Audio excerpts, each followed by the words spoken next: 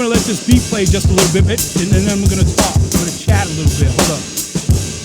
Let's add a little something to it.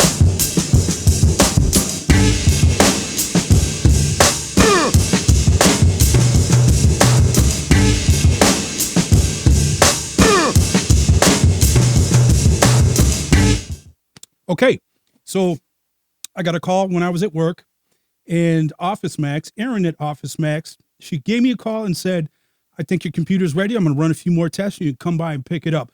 I'm like, oh, man, because it's been like 2 months, and it's held up the production. Like I can't do any fancy edits with, words on the screen, or, it's how when I start the video, it's me coming from the camera and sitting down, or when I get done, it's me going up to turn the camera off, right? So I'm excited. I picked it up, so now I can get started. And I got a 4 terabyte hard drive, so I can start putting projects on there. So I'm fired up. I just got home from work. Well, from Office Max. I stopped there to pick up the computer. But I went to pay for it because it's been there for so long. And I thought she was going to kill me. I mean, expense-wise. And I did have a coupon for $25 off. So I had that cocked and ready. And she goes, okay, so we're all good. What? She gave me a thumb drive with some backup data on it. She gave me a power cable because we weren't sure if I brought the computer in with a power cable or not. And she didn't charge me anything. It's taken this long. I don't know how much time that she's put into it. She just said, we're good. So if anybody needs any computer work done, she's in Coon Rapids right now, but then she's going to be transferring over to the Office Max in Blaine right off of 65. So I got her card because I got 3 computers. This is the one that I was sweating over. It's fast processor, the whole 9 yards. It's meant for audio and video production. If that thing would have crashed, that'd be like another $2,000 to get that and then reload the programs and all that jazz. So I'm pretty excited. Men of Values is going to be happening here shortly. I want to do an intro, but I want to wait till I get the editing set up. Basically, when the Corona kicked in, I was actually just going through a breakup at the time, and at work, I'm going to go back and forth a little bit here. At work, we did a lot more of the Teams or Zoom meetings. So I was presenting to the higher ups a lot. So I figured, okay, what can I do to practice? So I have more of a presence in these meetings. And the idea of doing a podcast just kicked in. And I was going through a breakup. That's the other piece there. And I realized when I go through chapters in life, when you realize a chapter is closing,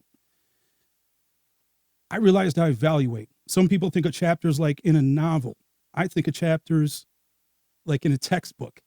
At the end, you get to the textbook, the end of a chapter, you do a review, you do a test, you do a summary. Basically, when I realized that there was a chapter in my life, whether it's a job change, moving, or relationship changes, anything like that, I realized that I take inventory. What my contribution was, what my initial thoughts were after the chapter closed, and I just evaluate everything. And then when I'm ready for the next chapter, after I close everything out, and I'm ready for the next chapter, I've learned. I've grown as a person, and I think there's a lot of self-evaluation anytime something like that happens, whether, like I said, whether it's a job change, and it could be a positive thing, a positive closure of a chapter. So Men of Values is going to be discussing some of the things that I've learned in closing chapters and interviewing people that might be going through something at the same time, or something huge that they've been through and how they dealt with it. There's a friend of mine that attempted suicide, and to talk to him afterwards, his thoughts before, during, and after were remarkable. And Men of Values is going to explore things like that and try to get back in touch with the core values that are somewhat absent nowadays, not as enforced as they were, or demonized at some point, right? Like masculinity,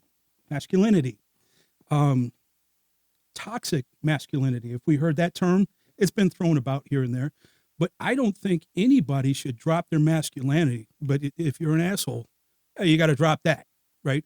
Be respectful. Pull people up, share your information with people. I mean, not just randomly, like show up on the street. Hey man, I got some advice for you. That ain't going to work. But if you have conversations with your friends, with your family, the people that are closer to you, instead of bottling that up, You're going to learn from each other, and you might be preparing somebody by having a conversation with them for what they're about to go through. You know, if they get in tune with what you're saying and understand it, it might benefit them. Just prepare them for if something like that happens to them, they have some insight. And basically, for me, that's what I'm saying. The wrap up of a chapter, doing it like a textbook, was trying to gain some insight. Okay, over what happened, how could I have done better?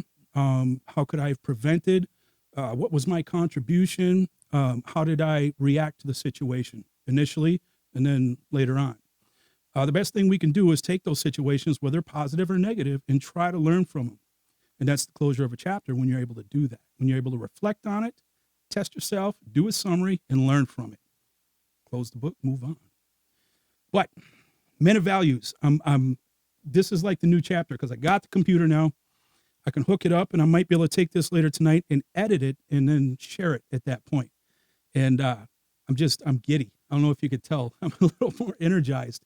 I did crack a beer, but I've only had just a little bit. Like I said, I pretty much just walked through the door.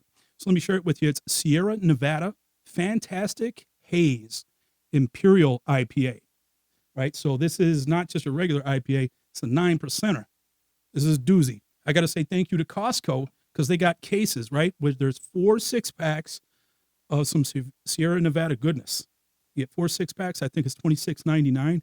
And those 6-packs are, I mean, this probably would have been $14-15 for a 6-pack. And the 6-pack of hazy IPA, just straight hazy IPA, I think those are $10. So whatever, it's a bargain. But I just cracked this, and it's tasting luxurious. It's a great way to end the week and record a quick video, have a conversation. Well, really, it's not a conversation because you're not talking back. Don't talk back. No, I'm just playing. Anyways, men of values, I do want to refocus on some of the values that society has kind of navigated away from. And, you know, there's the honesty, sometimes brutal honesty. I have mentioned to people before when I pick up on something being a little deceptive, I have said, you got to be comfortable telling me things you know I don't want to hear, because that's honesty. And if we're going to talk about realness, that's the ultimate realness. To be able to say, and you can sweeten the words a little bit, that's fine. But to be able to say what's on your mind truly and honestly, even if it's a little uncomfortable for the person to hear, because they know when you say things beyond that, when you establish that respect, when you say things beyond that, they're going to trust it because you said things that people normally don't want to say. You're comfortable hitting the nail on the head, coming direct. I think Jordan Peterson kind of brought that to light for me. I mean, I had thought that way before, but Jordan Peterson hit the nail on the head. And he's talking about he tries his hardest not to lie. Now, that's even with the little things like, honey, does this make me look fat? You know what I'm saying?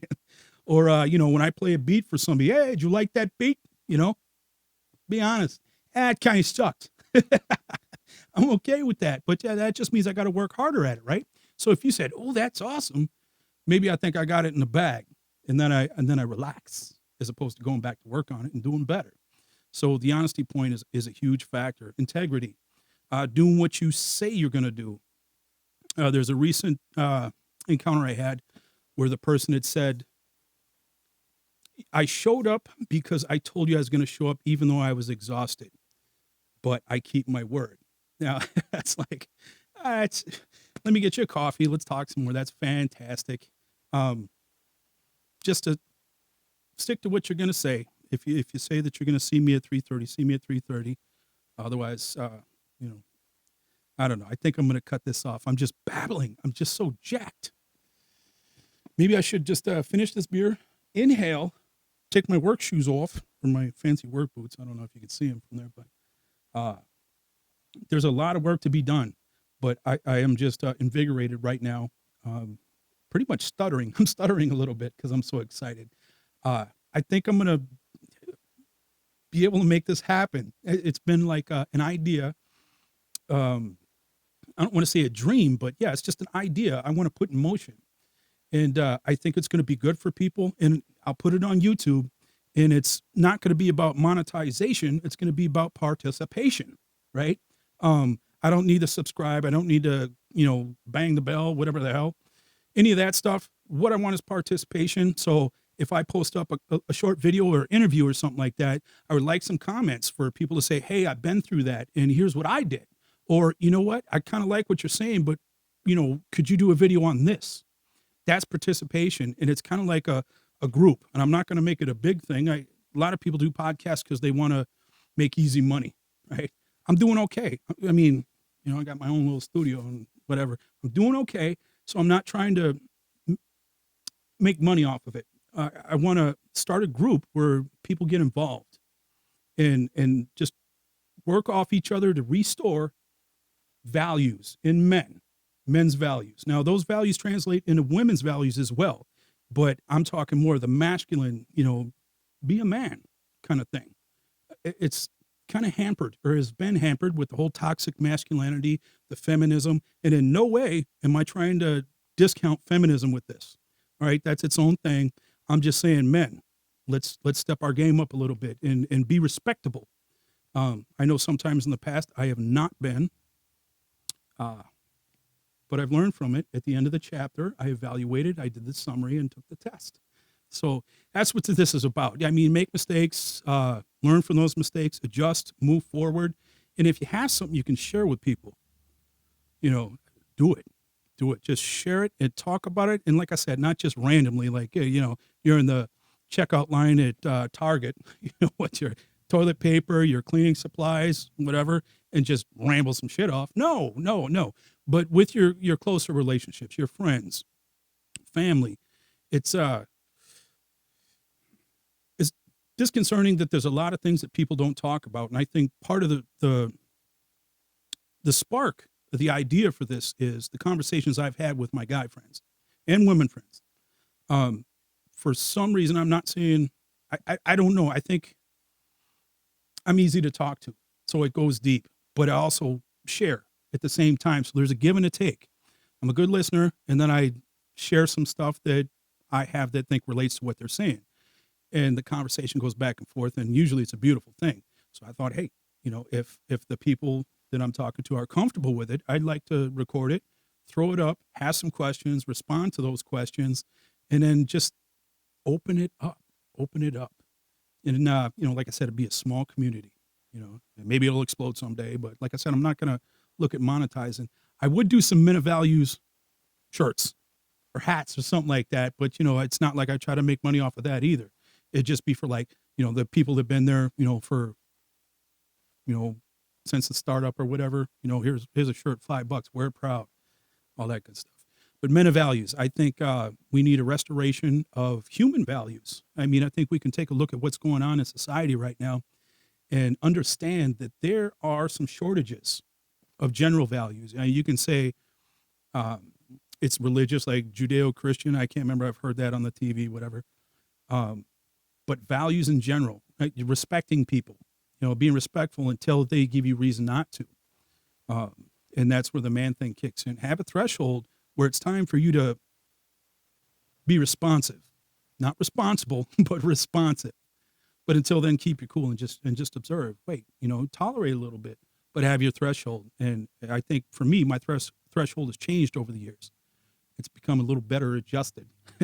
That's calibration. Life has calibrated that part of me. So I don't know. I'm going to get back to this beat, and then I'm just going to cut it off and hook up my computer, see if I can do some editing. I might not share this. I don't know. I'm just excited, and I want to get on the microphone and blab a little bit. So I'll throw the beat back on. We'll give it about 20 seconds, and then we'll talk to you later.